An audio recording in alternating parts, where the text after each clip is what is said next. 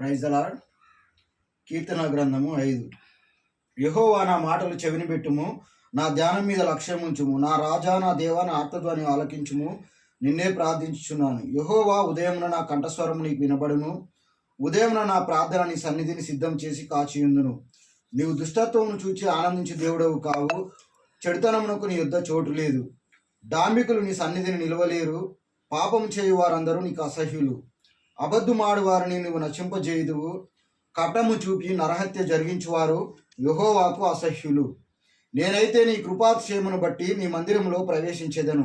నీ ఎడల భయభక్తులు కలిగి నీ పరిశుద్ధాలయం దిక్కు చూచి నమస్కరించేదను. యెహోవా, నా కొరకు పొంచి ఉన్న వారిని బట్టి నీ నిత్యానుసారముగా నన్ను నడిపింపుము. నీ మార్గమును నాకు స్పష్టముగా కనపరచుము. వారి నోట యథార్థత లేదు. వారి అంతరంగము నాశనకరమైన గుంట. వారి కంఠము తెరిచిన సమాధి. వారి నాలుకతో ఇచ్చకములాడుదురు. దేవా, వారు నీ మీద తిరగబడి ఉన్నారు. వారిని అపరాధులుగా తీర్చుము. వారు తమ ఆలోచనలలో చిక్కుబడి కూలుదురుగాక. వారు చేసిన అవివే అనేక దోషములను బట్టి వారిని వెలివేయుము. కొద్ది వాక్యము దేవుడు దీవించును. మాట్లాడుతున్నటువంటి మాటలోని ఈ యొక్క కీర్తనల భావం ఏంటంటే, ఇది పిల్లన గ్రోవితో పాడినటువంటి కీర్తన. దావీదు మరి మంచి రచయిత, మంచి గాయకుడు మరియు కవి. ఆయన ధ్యానము అనే పదానికి మూలభావము అర్థం ఏంటంటే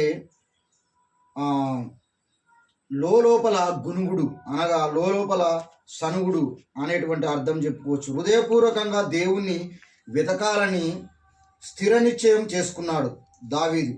అందులో ఒక 3 ముఖ్యమైన పనులను మనల్ని చేయమంటున్నాడు. అవేంటంటే, తన కంఠస్వరము దేవునికి వినబడుతున్నదన్న నమ్మకంతో పట్టుదలతో ప్రార్థన చేయమంటున్నాడు. నెంబర్ 1, పట్టుదలతో ప్రార్థన చేయాలి. రెండవది ఏమంటున్నాడంటే, అతడు ఉదయముననే దేవునికి ప్రార్థించాడు. అనగా ప్రతి ఉదయం మనము దేవునికి నూతనంగా మనల్ని మనము ప్రతిష్ఠించుకోవాలంటున్నాడు. మరి కీర్తనకాడు అంటాడు 55, 16, 17లో ఉదయము, మధ్యాహ్నము, సాయంకాలము మరి ప్రార్థించేవాడు దావీదు.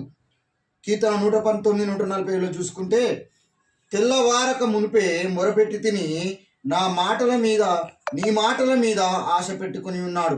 సూర్యోదయం అనగా సూర్యుడు మరి ఉదయించక ముందే దావీదు ఉదయాన్నే వేకువనే లేచి మరి అతడు దేవుని మందిరంలో మరి జవాబు వచ్చేంత వరకు ప్రార్థించేవాడు. మూడవది, దావీదు తన ప్రార్థనకు జవాబు కోసం దేవుని సన్నిధిలో కాచి ఉండేవాడు. మొట్టమొదట పట్టుదలతో ప్రార్థన చేయమంటున్నాడు దావీదు.